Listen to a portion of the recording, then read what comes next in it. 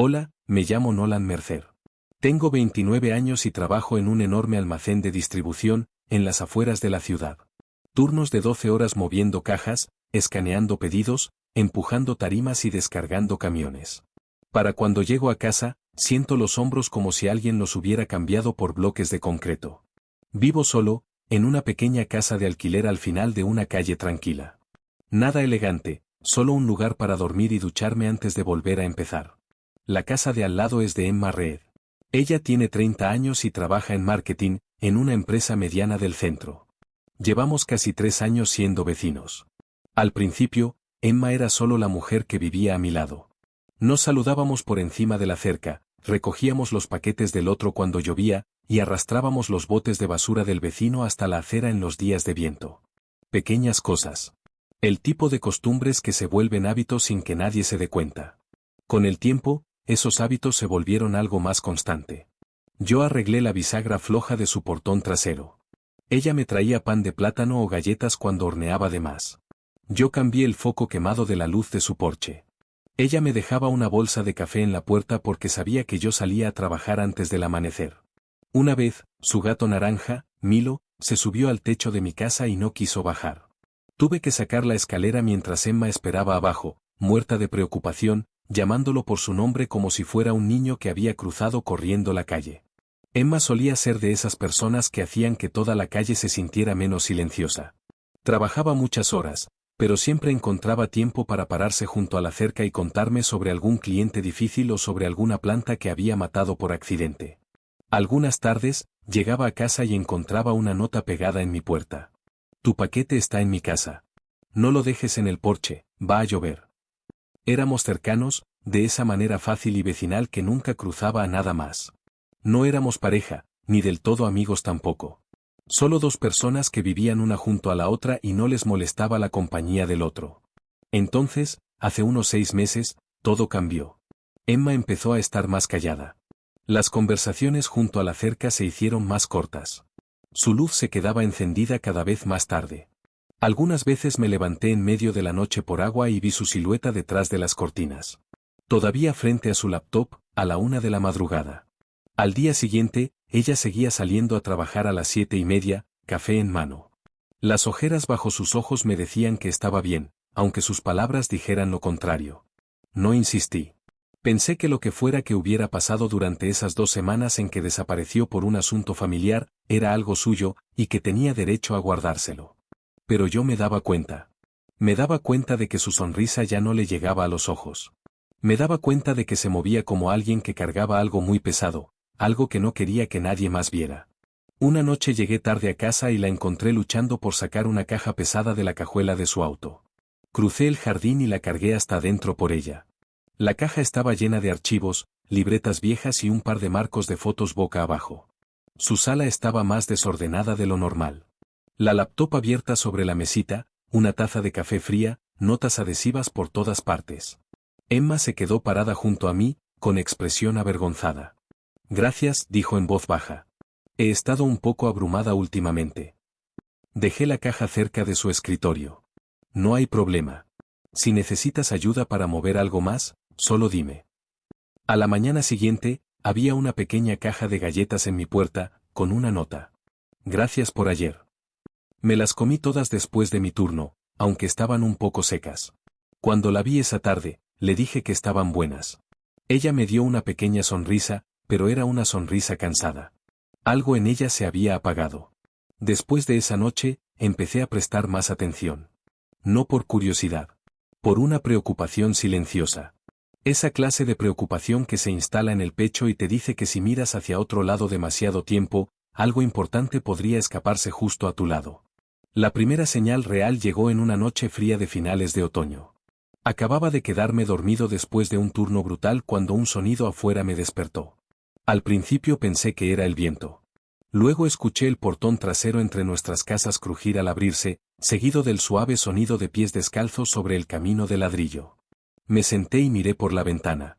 Emma estaba parada en medio del jardín, con una bata holgada, el cabello despeinado y los pies descalzos sobre el suelo frío. Tenía los ojos abiertos, pero se veían vacíos. No estaba despierta. Me moví despacio. No la llamé en voz alta. Salí y me acerqué a ella con cuidado, manteniendo la voz baja. Emma, estás afuera. Está bien. Estoy aquí. Ella no me miró. Murmuraba algo entre dientes, palabras que no lograba entender. Luego escuché dos de ellas con claridad. No encuentro a mamá. Se me cayó el estómago.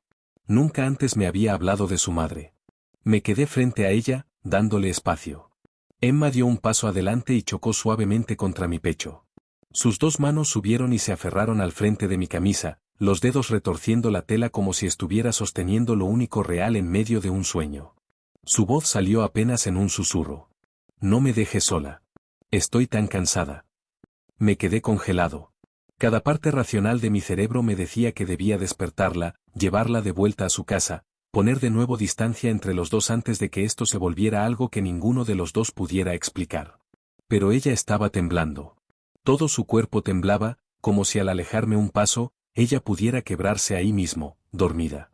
No sabía qué hacer. Así que hice lo único que sentí correcto en ese momento. Hablé suavemente, como se le habla a alguien que está teniendo una pesadilla. ¿Estás en casa, Emma? ¿Estás a salvo? Yo te tengo. Ella no despertó, pero parte de la tensión salió de sus hombros. La giré con cuidado y la acompañé de vuelta a su casa. La luz de su habitación estaba encendida. La cama estaba destendida, papeles esparcidos sobre el escritorio, otra taza de café fría sobre la mesa. La ayudé a sentarse en el borde de la cama y le subí la cobija. Cuando intenté irme, su mano atrapó mi muñeca. Ya no puedo seguir así, susurró, todavía dormida. Todos creen que puedo manejarlo todo, pero estoy tan cansada. Esas palabras me golpearon más fuerte de lo que esperaba. La conocía desde hacía 3 años. Le había arreglado el portón, cambiado los focos, rescatado a su gato. Y de alguna manera, no me había dado cuenta de cuánto peso estaba cargando. Me quedé ahí, en su habitación, mirando a una mujer que creía conocer, y entendí que no la conocía ni de cerca lo suficiente. Le subí más la cobija y hablé tan suave como pude. No tienes que hacer nada ahora. Solo duerme. Ella soltó mi muñeca. Esperé hasta que su respiración se volviera pareja, y luego me fui, cerrando su puerta con llave detrás de mí. De vuelta en mi casa, no pude dormir. No dejaba de repetir en mi cabeza el sonido de su voz diciendo que no podía encontrar a su madre. No dejaba de pensar en esas 2 semanas en que desapareció. En las noches sin dormir, las sonrisas cansadas, y la forma en que insistía en que estaba bien cuando claramente no lo estaba. Yo había estado ahí todo el tiempo. Justo al lado. Y la había dejado cargar con todo, sola. Ese pensamiento me pesó en el pecho hasta que el cielo afuera de mi ventana empezó a teñirse de gris. No sabía qué iba a pasar después. No sabía cuán profundo era esto, ni por qué le había pasado a Emma. Pero sabía algo con certeza. No iba a volver a mirar hacia otro lado. No dormí mucho después de esa noche. Cada vez que cerraba los ojos, escuchaba su voz en la oscuridad, pequeña y rota, diciendo que ya no podía más. Para cuando salió el sol, ya iba en mi segunda taza de café, mirando por la ventana de la cocina hacia su casa, como si eso pudiera darme respuestas. Alrededor de las 8:30, escuché su puerta abrirse. Salí a mi porche a recoger el periódico, y ahí estaba ella, parada en los escalones de su entrada, con una taza en las manos. Se veía como si tampoco hubiera dormido. Cuando me vio, todo su cuerpo se quedó quieto. La expresión en su rostro no era la sonrisa cansada de siempre. Era algo más parecido al miedo. Nolan dijo con cuidado, como si estuviera probando el terreno antes de dar un paso. ¿Hice algo raro anoche? No quería avergonzarla, pero tampoco quería mentirle. Mantuve la voz tranquila. Saliste sonámbula. El color desapareció de su rostro. Puso la taza sobre el barandal del porche, como si sus manos no estuvieran lo bastante firmes para sostenerla. ¿Afuera? ¿Qué tan lejos? No muy lejos. Estabas parada en el jardín entre nuestras casas. Te traje de vuelta adentro. Ella se cubrió la cara con ambas manos por un momento, luego las dejó caer. Su voz salió tensa. Lo siento tanto. No quería molestarte. Ni siquiera recuerdo nada de eso. No me molestaste, le dije. Estabas dormida. Pero soy una adulta. No puedo simplemente andar dando vueltas en medio de la noche y esperar que mi vecino me cuide como a una niña. La palabra cuide hizo que algo se apretara en mi pecho. Odié lo avergonzada que sonaba. Emma, Tú no elegiste esto, pero necesitas saber lo que está pasando. Se quedó callada un buen rato. Luego preguntó, casi en un susurro. ¿Dije algo? Dudé. Esa duda le dijo todo. Se aferró al barandal como si necesitara algo sólido para sostenerse.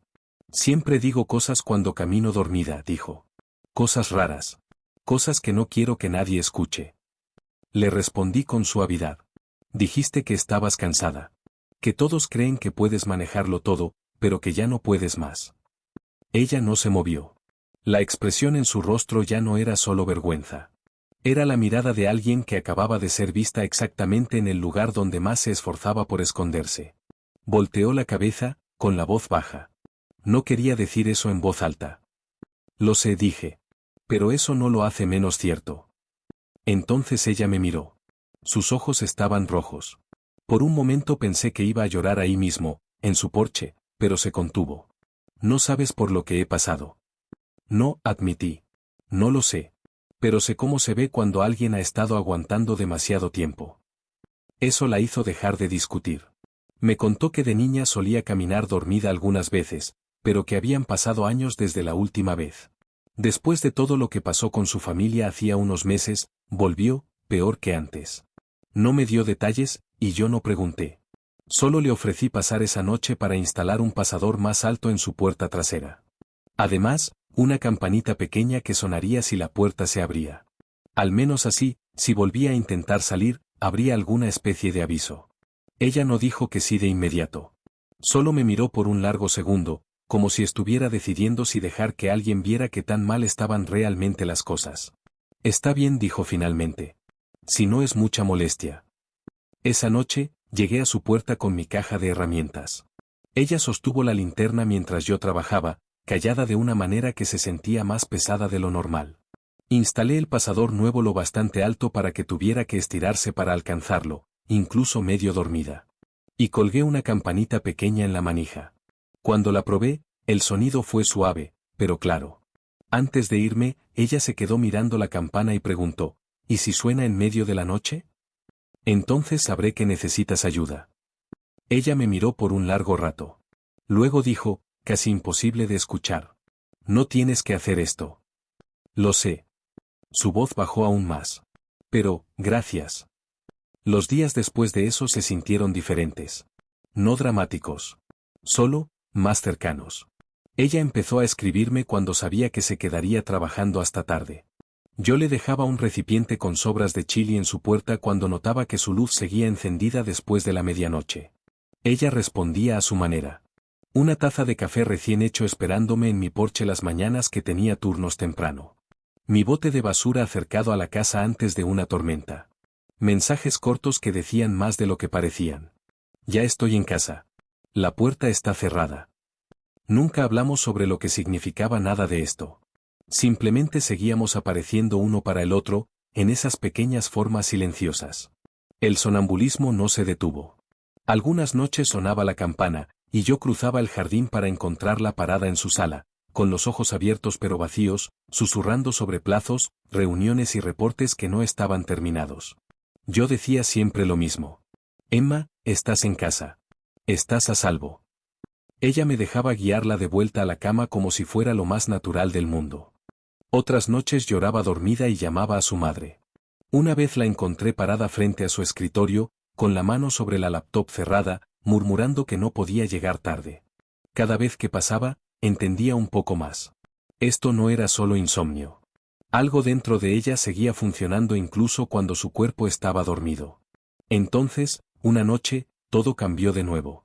Había sacado la basura y olvidé cerrar la puerta trasera con llave. Alrededor de las 2 de la madrugada, desperté con la sensación del colchón hundiéndose a mi lado.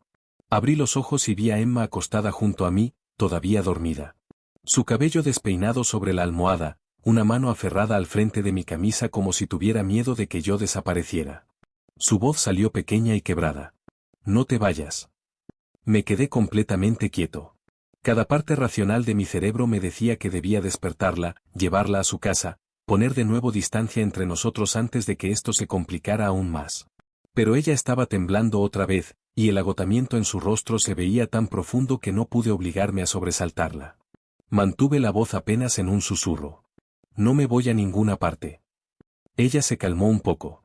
Luego habló de nuevo, y las palabras salieron como si hubieran estado esperando mucho tiempo para ser dichas. Estoy tan cansada.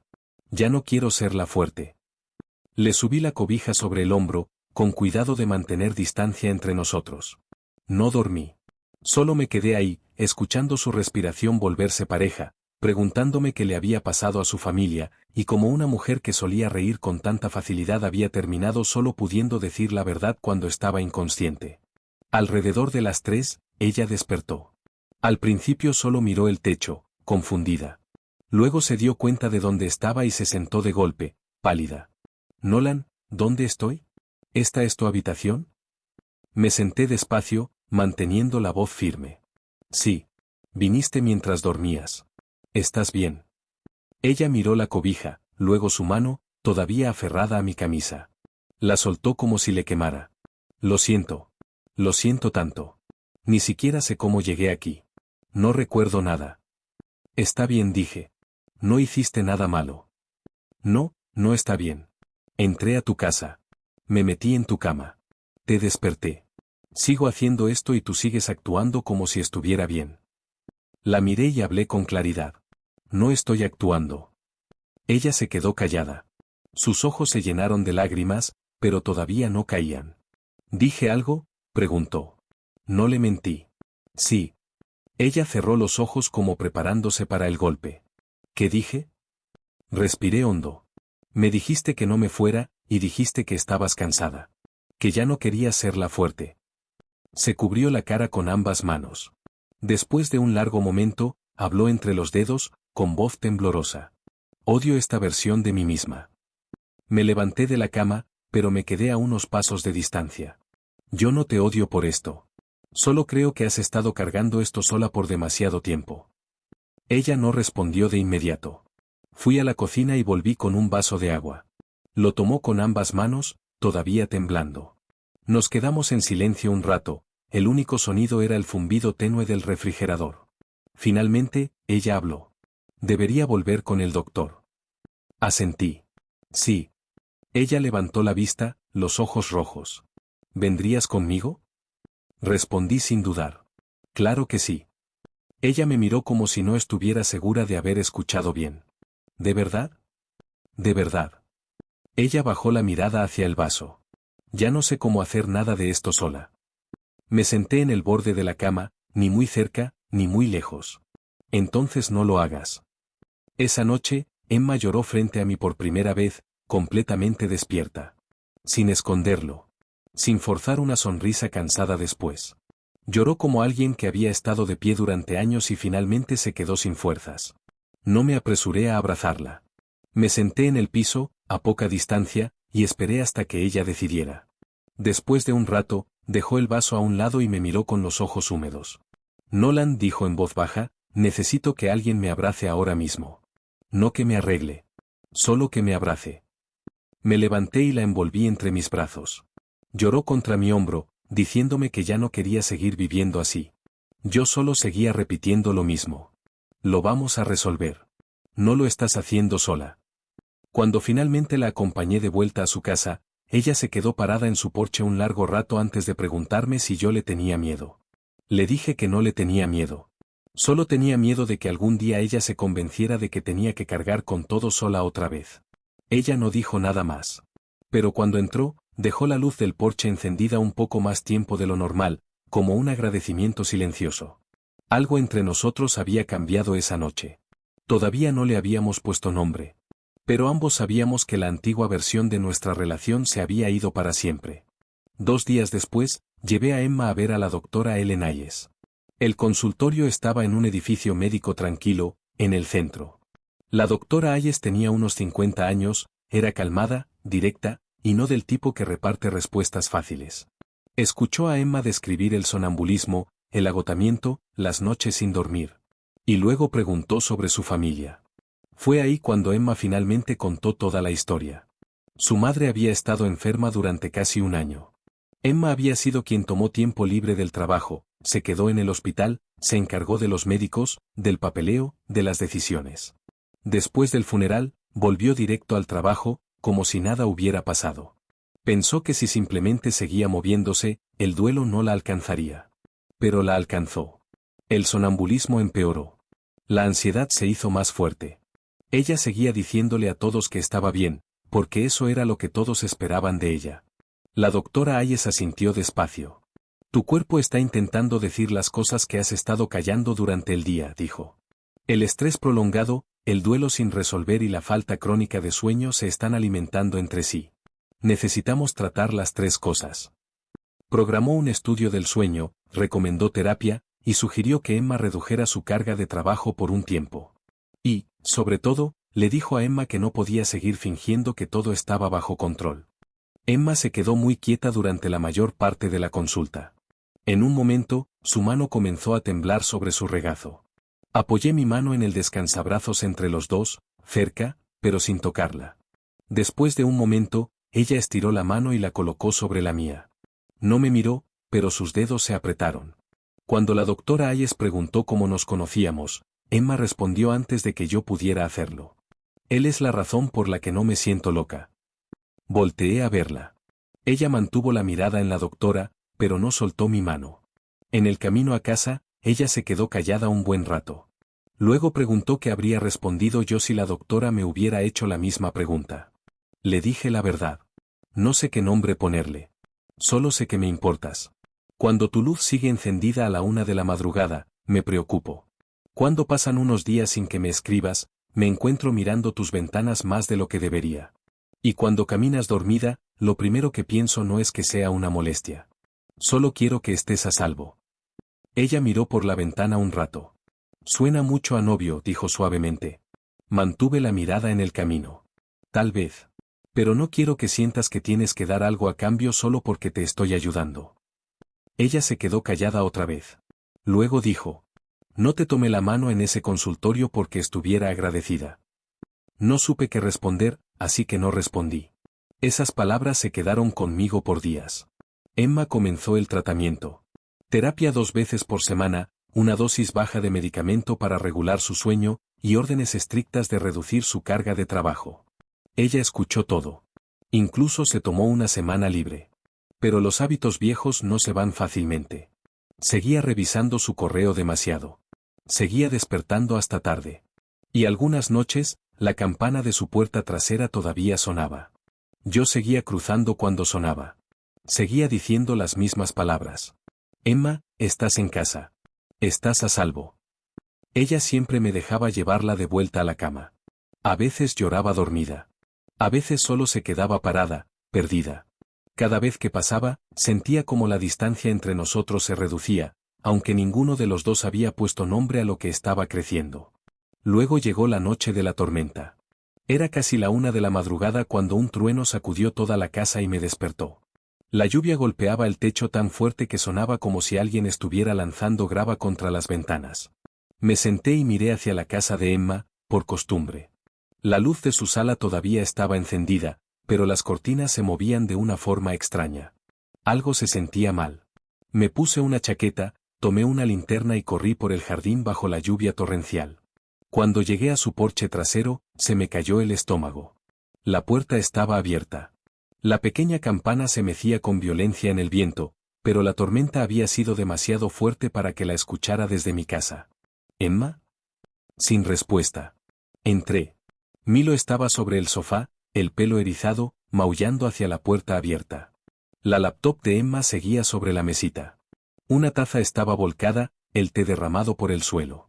Revisé su habitación, el baño, la cocina. Vacíos. Salí corriendo de nuevo y apunté la linterna al suelo. Entre el lodo pude ver huellas de pies descalzos que llevaban hacia la calle. Salí corriendo. La lluvia caía con tanta fuerza que casi no podía ver. Las luces de la calle eran halos borrosos en la oscuridad.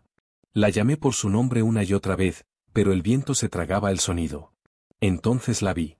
Caminaba justo por el centro de la calle, en su bata de dormir, descalza, el cabello pegado a la cara. Sus ojos estaban abiertos, pero completamente en blanco.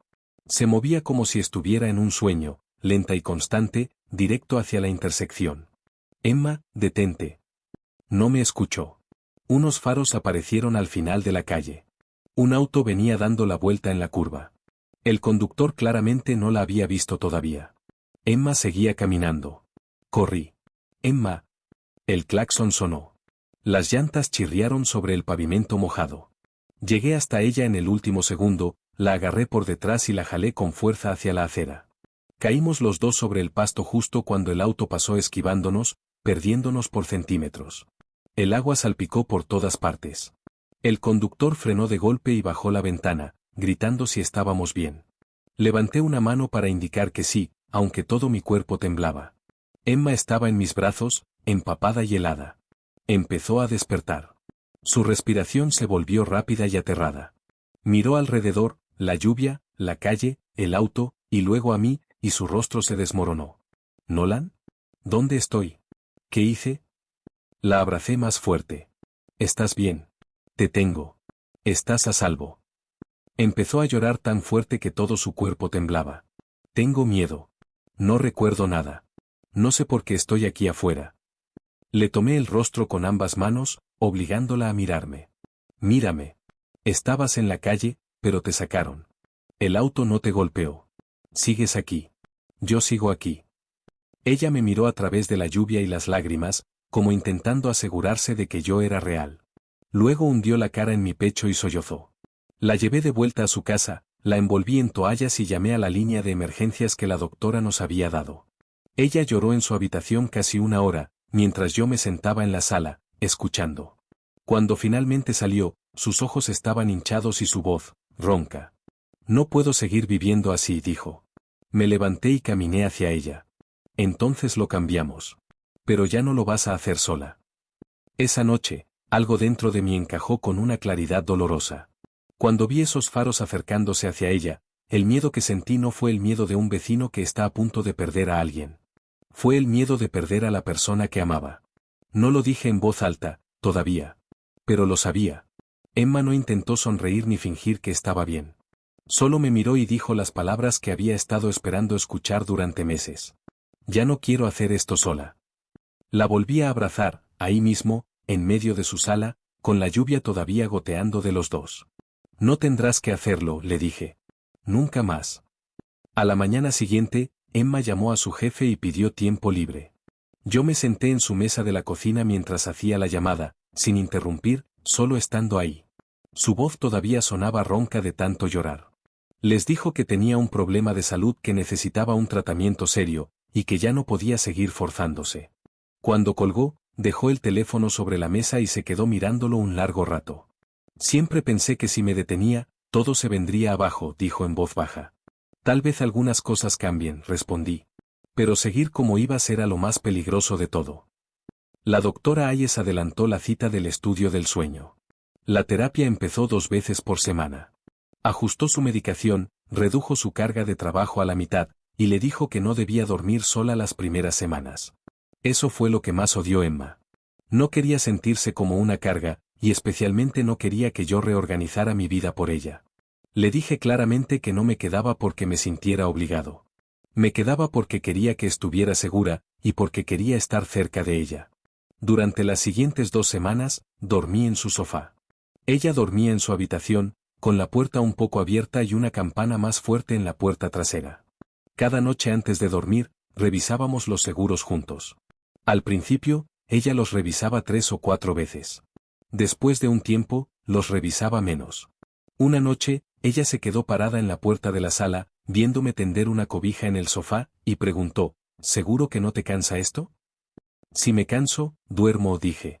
No tienes que disculparte por intentar mejorar. Ella no respondió, pero sus ojos se volvieron vidriosos. Había pasado tanto tiempo disculpándose por necesitar algo. Ahora tenía que volver a aprender que pedir ayuda no era un fracaso. Poco a poco, comenzó a contarme más. Me habló de los últimos meses de la vida de su madre, de cómo toda su familia la veía como la fuerte. La que podía con todo. Así que seguían dándole más y más para cargar. Me contó que había días en los que estaba tan agotada que casi deseaba que todo simplemente terminara. Y luego se odiaba a sí misma por pensar eso. No interrumpí. No le dije que no debería haberse sentido así. Solo me senté a su lado y la dejé decirlo todo. Una noche, después de una sesión de terapia, vino a mi casa. No traía galletas ni café, como solía hacer.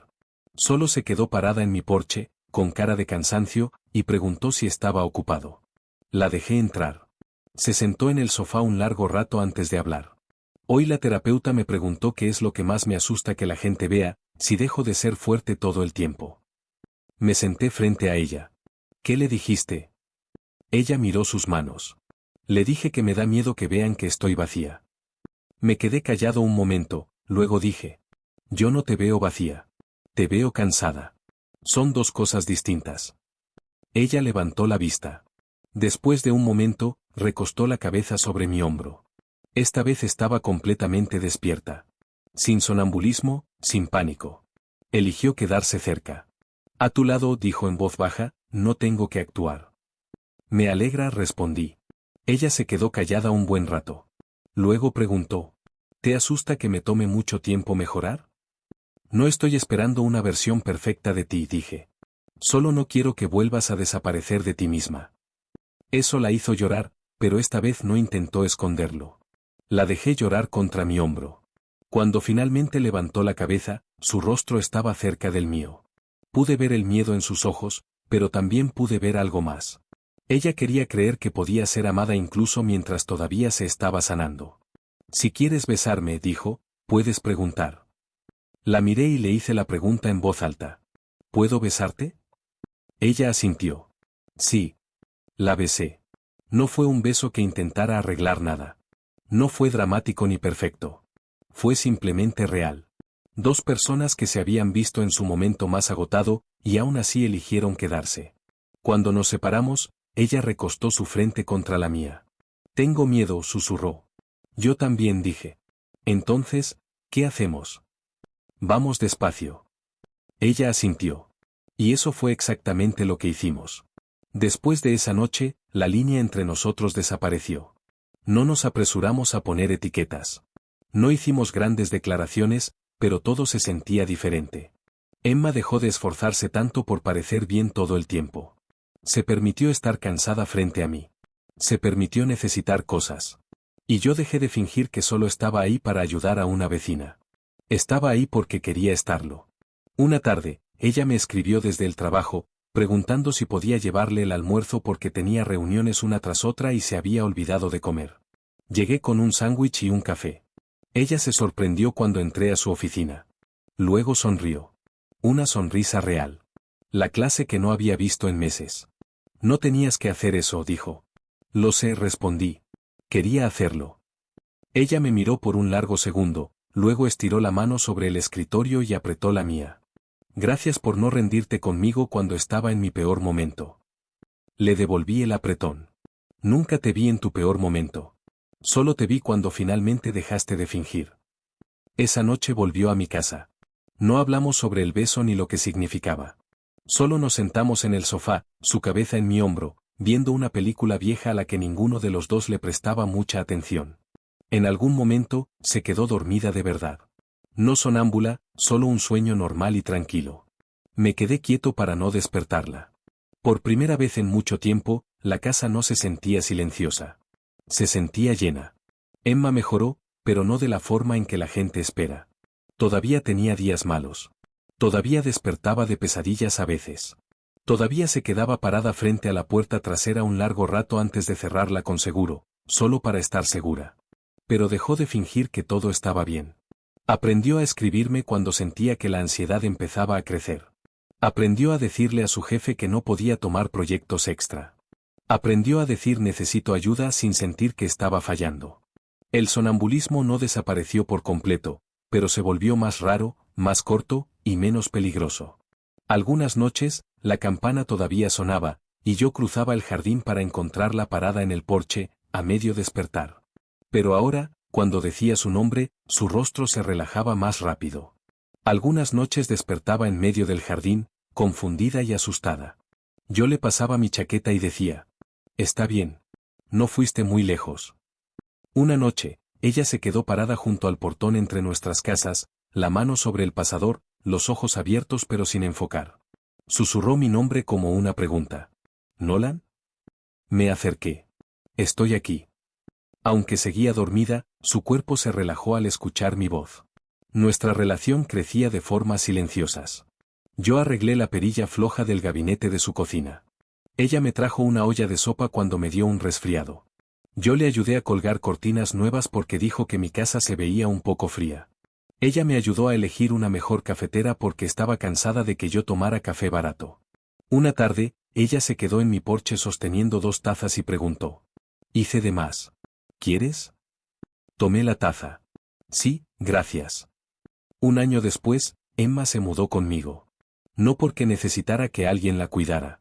Se mudó porque quería hacerlo. Conservó su antigua casa como estudio y espacio de trabajo, porque dijo que todavía necesitaba sentir que podía valerse por sí misma. Lo entendí. Así que dejamos el portón entre las 2 casas abierto durante el día. Dejó de ser un límite y se convirtió más bien en un camino. Todavía había noches en que ella caminaba dormida. La primera vez que pasó después de mudarse oficialmente, desperté y la encontré parada en la puerta de nuestra habitación, los ojos vacíos, la mano apoyada en el marco. Me senté despacio y hablé con suavidad. «Emma, estás en casa. Estoy aquí». Ella caminó hacia mí sin despertar. Se acostó a mi lado, todavía dormida, y su mano buscó hasta encontrar la mía. Susurró mi nombre una vez, y luego se quedó tranquila. Le sostuve la mano y respondí: «Aquí estoy». Ella se calmó casi de inmediato. Me quedé despierto un rato después de eso, pensando en cuánto habíamos avanzado. Ella todavía tenía noches en que su cuerpo buscaba seguridad en la oscuridad. Pero ahora tenía un lugar al que ir. Alguien a quien encontrar. Una noche de invierno, mientras afuera caía nieve suavemente, Emma vino a cenar. Hice sopa de pollo. Quedó un poco salada, pero ella se comió 2 platos de todos modos. Después de cenar, me miró desde el otro lado de la mesa y dijo: «La próxima vez, menos sal». Asentí. «La próxima vez». Milo finalmente me dejó acariciarlo por más de 3 segundos. Emma lo vio y sonrió. Esa sonrisa real y tranquila que había echado tanto de menos. Más tarde esa noche, se quedó dormida en el sofá. No por agotamiento, no por sonambulismo. Solo sueño normal. Tranquilo.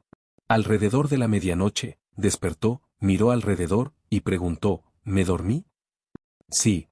Ella se ajustó la cobija sobre los hombros. No he caminado dormida en casi un mes. Lo sé. Ella me miró por un largo rato, y luego dijo: «Nolan, me gustas». Dejé el libro a un lado y me acerqué. «Tú también me gustas». Sus ojos se humedecieron. «No lo digo porque esté agradecida. No lo digo porque me ayudaste. Lo digo porque cuando estoy contigo, ya no tengo que fingir». Le tomé la mano. «Lo sé. Yo no estoy contigo porque quiera salvar a alguien. Estoy contigo porque quiero estarlo. Porque me gustas. Porque los días se sienten menos silenciosos cuando estás cerca». Esa noche, Emma no volvió a su antigua casa. Durmió en nuestra cama, mientras yo tomaba el sofá del estudio. A la mañana siguiente, ella estaba parada en la cocina, usando una de mis sudaderas, el cabello despeinado, sosteniendo una taza de café. Tomó un sorbo y dijo que, si iba a seguir viniendo tan seguido, me iba a comprar una cafetera de espresso decente. Le pregunté si eso significaba que planeaba venir mucho más.